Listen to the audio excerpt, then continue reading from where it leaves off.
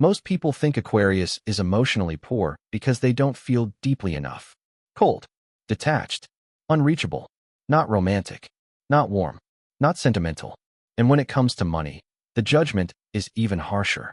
Unstable, irresponsible, bad with finances, always chasing strange ideas instead of real work. That story sounds convincing. It's clean, it's simple, and it's wrong in the most dangerous way. Because Aquarius is not emotionally poor due to a lack of feeling.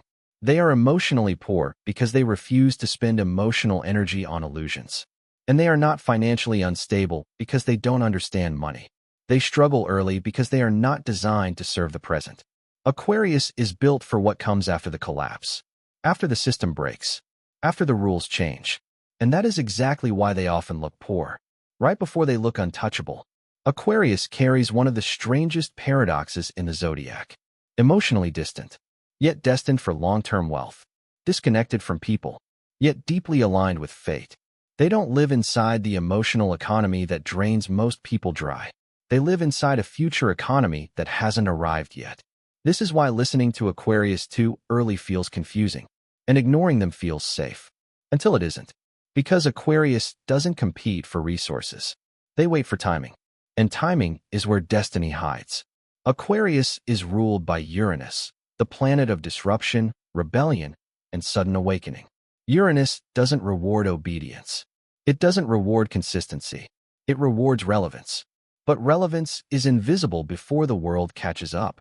This is why Aquarius often experiences poverty not as a permanent condition, but as a phase, a holding pattern, a silent incubation period. They are not late bloomers. They are early arrivals. And arriving early always looks like failure, until the rest of the world shows up. Reason 1. Aquarius was born to work ahead of their time. Society rewards people who fit into the current moment, who understand the rules, who master the systems that already exist. Aquarius does not respect existing systems, not because they are rebellious for attention, but because their mind naturally scans for flaws. They don't ask, how do I succeed here? They ask, why does this exist at all? This question is economically useless in the short term, and incredibly powerful in the long term. Aquarius sees patterns before they become visible. They sense shifts before language forms around them. They notice inefficiencies others emotionally depend on. This creates a strange problem. They are mentally prepared for a future that does not yet pay. So they look unproductive, ungrounded, unmotivated. But what is actually happening is much more unsettling. Aquarius is building internal infrastructure for a world that doesn't exist yet. They are mentally living 5 steps ahead, which makes their present look empty. Money follows relevance, not effort, and relevance only appears after disruption. Aquarius is poor early not because they lack value, but because their value hasn't been assigned a price yet. This is not romantic suffering. It's structural misalignment. They don't belong to the current economy. They belong to the next one. Reason 2. Their money comes from ideas, not labor. Most people are taught that money is a reward for effort. Hours worked, energy spent, time traded. Aquarius does not experience work this way. They don't feel satisfied by repetition. They don't feel motivated by routine progress. And they don't feel proud of grinding for approval. This makes them look lazy. Until you realize something unsettling. Aquarius can think in hours what takes others years to conceptualize. Their brain is nonlinear. They don't build step by step. They jump levels. But jumping levels means skipping visible effort. And society distrusts effort it cannot see. Aquarius struggles financially when forced to sell time. Because time is not where their power lives. Their wealth potential lies in reframing problems, connecting disconnected ideas, creating systems that remove unnecessary steps. They don't earn by working harder. They earn by making certain kinds of work obsolete. That kind of value is useless early on, because no one wants disruption until they are desperate for it. This is why Aquarius often feels misunderstood at work, overqualified yet underpaid, mentally ahead yet financially behind. They are not failing the system. The system is failing to recognize them. And when recognition finally comes, it rarely comes gradually. It arrives suddenly. Uranus doesn't deliver raises. It delivers breakthroughs. Reason 3. Aquarius is often poor early and wealthy later. Aquarius rarely peaks young, and this terrifies them when they compare themselves to others. while peers accumulate status, stability, and visible milestones. Aquarius is shedding identities. They try paths that don't work, beliefs that collapse, communities that no longer fit. This looks like failure from the outside and chaos from the inside. But something important is happening. Aquarius is clearing attachments. They are detaching from borrowed definitions of success, from inherited fears, from emotional contracts that bind most people to safe mediocrity. Uranus matures slowly. Its rewards come later, but they last longer. People who rise early often rise inside systems that eventually expire. Aquarius waits for expiration dates. They don't want to win a game that's about to end. This is why their financial story often reverses with time. What looked like delay becomes leverage. What looked like instability becomes adaptability. They don't fear starting over. They expect it. And this expectation makes them dangerous in a world addicted to certainty. Reason 4. Aquarius doesn't know how to hold money, but knows how to create it. Aquarius is often criticized for being careless with money, spending strangely, giving too freely, not planning far enough ahead. But this criticism misunderstands their psychology. Aquarius does not emotionally attach to money. They don't equate it with safety, or identity, or worth. This can create chaos early on, because money requires structure.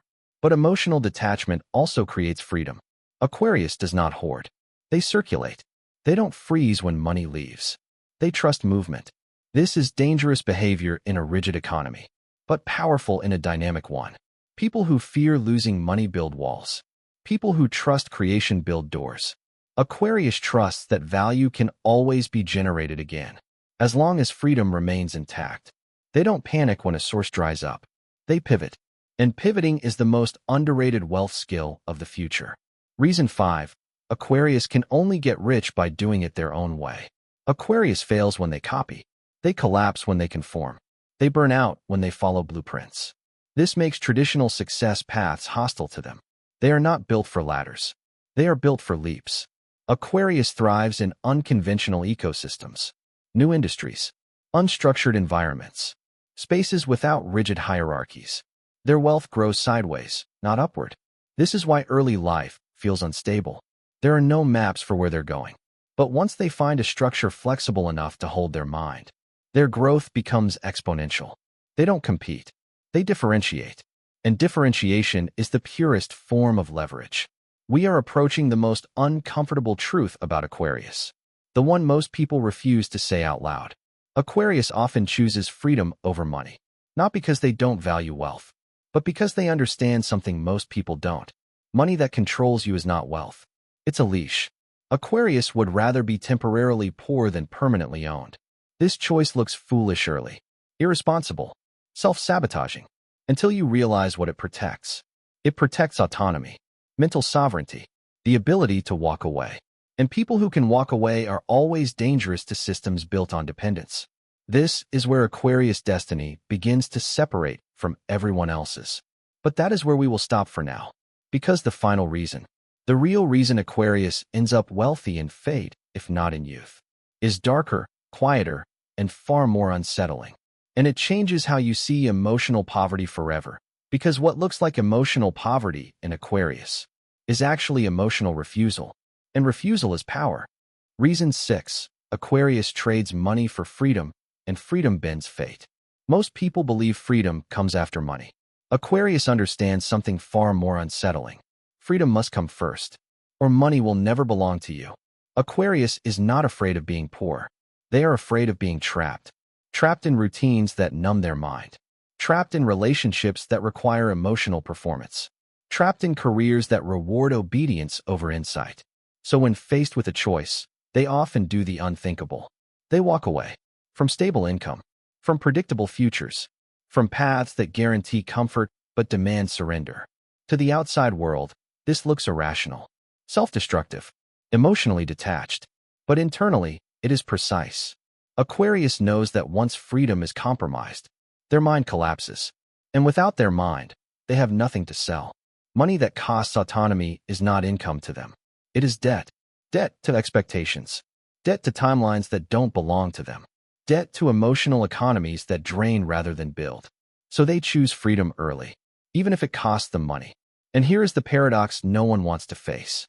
People who choose freedom early often end up with leverage later, because systems are terrified of people who cannot be controlled. Aquarius cannot be controlled by fear of loss. They've already lived without guarantees, and this makes them immune to the pressures that break others. At this point, the contradiction becomes obvious.